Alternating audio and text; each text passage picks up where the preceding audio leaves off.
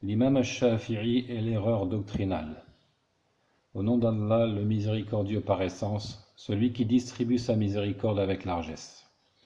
Dans ces quelques lignes, le lecteur découvrira des propos tenus par l'imam al-Shafi'i, rahimahullah, au sujet des hérétiques ayant souillé la doctrine des anciens vertueux par des idées nouvelles.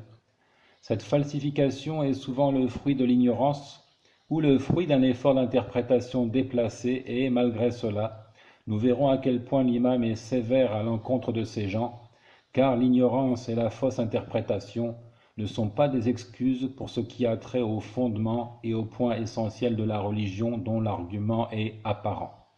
Et Allah est le véritable connaisseur. Je dis donc, premièrement, قال المزني رحمه الله سألت الشافعي عن مسألة في الكلام فقال سلني عن شيء إذا أخطأت فيه قلت فيه أخطأت ولا تسألني عن شيء إذا أخطأت فيه قلت كفرت رواه البيهقي في المناقب. Al-Muzani dit: J'ai questionné Al-Shafi'i sur un point relatif à la dialectique, ilm al-kalam. Il a dit: Interroge-moi au sujet d'une chose pour laquelle je puisse dire que tu t'es trompé en cas d'erreur. Ne m'interroge pas sur une chose pour laquelle je dise que tu as mécru si tu fais erreur. Rapporté par Al-Bayhaqi dans Al-Manaqib. Et dans une autre version, qu'il dit: Ya bunay, هذا علم إن أنت أصبت فيه لم تؤجر وإن أخطأت فيه كفرت رواه الآجري في الجوزي في الحكايات عن الشافعي وغيره. Mon enfant, c'est une science pour laquelle tu n'es pas rétribué au cas où tu vois juste, alors que tu mécrois si tu te trompes. Comme cela est rapporté par Al-Ajuri dans Al-Juz fil Hikayat et Al-Shafi'i. Il n'y a donc pas de rétribution envisageable parce que le dialecticien n'est pas parvenu à cette juste conclusion en suivant la voie et la méthodologie tracée par le Seigneur Tabaraka wa Ta'ala. Il ne faut pas oublier que les Mu'tazilites, les Asharites, les Maturidites et autres factions dialecticiennes font de la préférence donnée à l'argument logique et rationnel, selon leur entendement bien sûr, la préférence donnée à l'argument logique et rationnel sur l'argument scripturaire, un de leurs fondements incontournables. Par conséquent, si les Asharites confirment certains attributs d'Allah, également confirmés par les traditionalistes, Ahlus Sunnati wal Jama'a, alors ils les admettent parce qu'ils sont indiqués par la raison, non pas qu'ils soient cités par la révélation. Donc ici, ce sont deux approches totalement différentes. Celui qui trouve une belle rétribution en accédant à la vérité est uniquement celui qui arpente la voie tracée par Allah et qui caractérise les croyants. Sami'na wa ata'na. Nous avons entendu et nous avons obéi. Cela n'est pas sans nous rappeler la parole des ulama. Celui qui s'exprime sur le Coran sans science est dans l'erreur, même s'il voit juste. Il en est ainsi parce que certains domaines, comme la doctrine en particulier, ne permettent pas d'efforts personnels de compréhension et d'interprétation, ce que l'on nomme al-ijtihad, et Allah est le véritable connaisseur. Deuxièmement, l'imam al-Shafi'i disait: Wallahi, lian yufti al-alim fayuqala akhtaha al-alim khayrun lahu min an yatakallama fayuqala zindiq wa ma shay'un abghadu ilayya min al-kalam wa ahlu. Rawahu ibn Asakir fi Tarikh Dimashq. Donc, Al-Shafi'i qui dit, par Allah, il prête serment, ici il jure, je jure par Allah que l'érudit prononce une fatwa et qu'on dise qu'il s'est trompé, est meilleur pour lui que de s'exprimer et qu'on dise alors c'est un hérétique, zindiq. Il n'y a pas une chose que je déteste plus que la dialectique et ses adeptes. Donc la dialectique, pour résumer, c'est cette science développée par certains érudits affiliés à l'islam, mais qu'ils ont puisé des philosophies grecques et romaines. Donc il dit que l'érudit prononce une fatwa et qu'on dise qu'il s'est trompé est bien meilleur pour lui que de s'exprimer et qu'on dise c'est un hérétique, zindiq, j'ai traduit par hérétique, on aurait encore pu traduire par hypocrite. Zindiq, c'est un terme qui était employé à l'époque pour dénigrer une personne soupçonnée donc d'hérésie et d'hypocrisie. Et c'est un terme d'origine perse. Troisièmement, قال الشافعي للمزني لما تكلم في أشياء من الكلام فكيف الكلام في رب العالمين الذي أزلزل فيه كفر رواه الأنصاري في ذم الكلام. Al-Shafi'i dit à Al-Muzani lorsqu'il évoqua des points de la dialectique: qu'en est-il du discours au sujet du Seigneur de l'univers qui, lorsqu'il est perturbé, c'est-à-dire incorrect, constitue une mécréance, rapporté par Al-Ansari dans Dhammul Kalam. Donc dans toutes ces versions, on constate que l'imam Shafi'i ne conçoit pas l'excuse pour des erreurs qui se produisent dans ce domaine de la doctrine, en particulier de la description du Seigneur de l'univers. Il taxe les adeptes de la dialectique d'hypocrites et il les accuse de mécréance. Après avoir cité ces récits, l'imam al-Zahabi dit dans son Siyar al-A'lam al-Nubala: هذا دل على أن مذهب أبي عبد الله يعني الشافعي أن مذهب أبي عبد الله أن الخطأ في الأصول ليس كالخطأ في الاجتهاد في الفروع. Al-Zahabi conclut après avoir avancé ces récits: cela indique que l'école de Abu Abdillah, le surnom de l'imam al-Shafi'i, que l'école de Abu Abdillah ne considère pas l'erreur dans les fondements comme l'erreur dans l'effort de déduction pour les extensions al-furu'. Donc ils font la distinction entre les points fondamentaux qu'on appelle al-usul et les points d'ordre secondaire ou encore les extensions ou les embranchements de la loi que l'on nomme al-furu'. قال الإمام ابن بطة بعد أن نقل هذا الكلام عن الشافعي: فأهل الأهواء في تكفير بعضهم لبعض مصيبون لأن اختلافهم في الشرائع شرعتها أهواؤهم وديانات استحسنتها آراؤهم فتفرقت بهم الأهواء وشتتت بهم الآراء وحل بهم البلاء وحرموا البصير والتوفيق فزلت أقدامهم عن محجة الطريق فالمخطئ منهم زنديق والمصيب على غير أصل ولا تحقيق. انظر الإبانة الكبرى.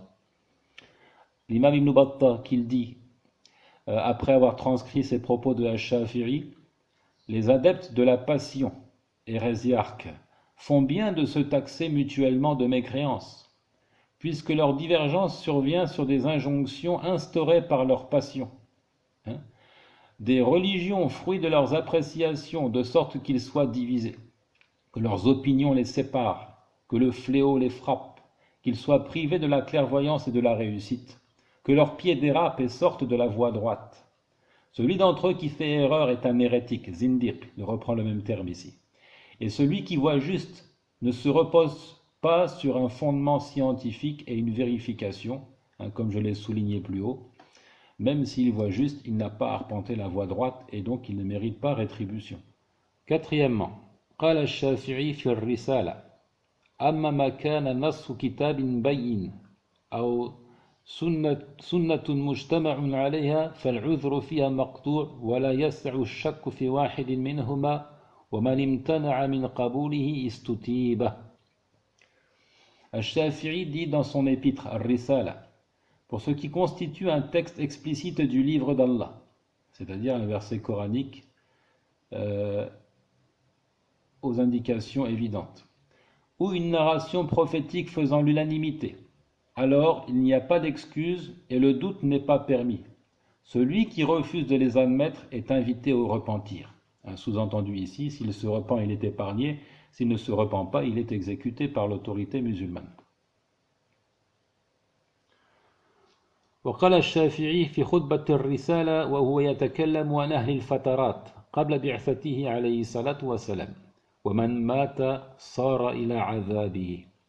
Cinquièmement, Al-Shafi'i dit dans l'introduction de Ar-Risala au sujet des gens de la période d'interruption, c'est-à-dire venus avant l'envoi de notre prophète, à lui les éloges et le salut, il dit: celui qui est mort s'en est allé vers son châtiment. On comprend par là que l'imam Shafi'i juge de la mécréance des gens qui sont morts avant même d'avoir reçu la révélation de Mohammed alayhi salatu wassalam, avant même donc d'avoir été édifiés, si toutefois donc ils sont morts sur l'associationnisme majeur, qu'ils donnaient des égaux, des émules à leur Seigneur. Celui qui est mort s'en est allé vers son châtiment, dit-il.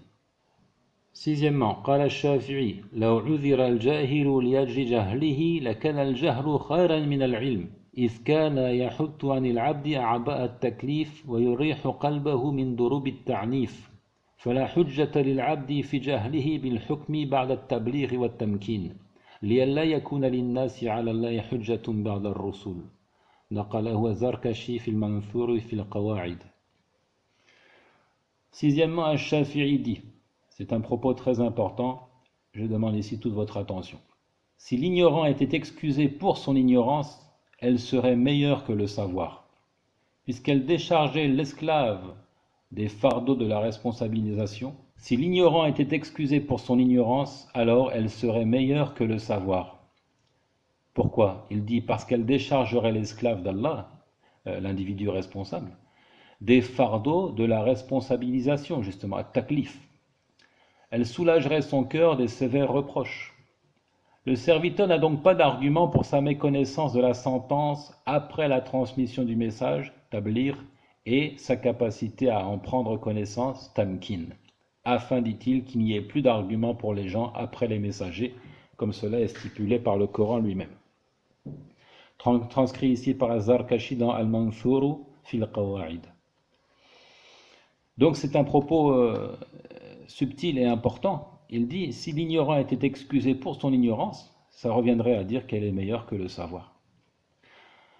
Ce qui est impossible, inacceptable, au vu des nombreux textes qui font, n'est-ce pas, les éloges du savoir, de son apprentissage, de sa diffusion, et le mérite du savant sur celui qui ne sait pas. Ce serait impossible de conclure que l'ignorant est meilleur que le savant, que l'ignorance est meilleure que le savoir.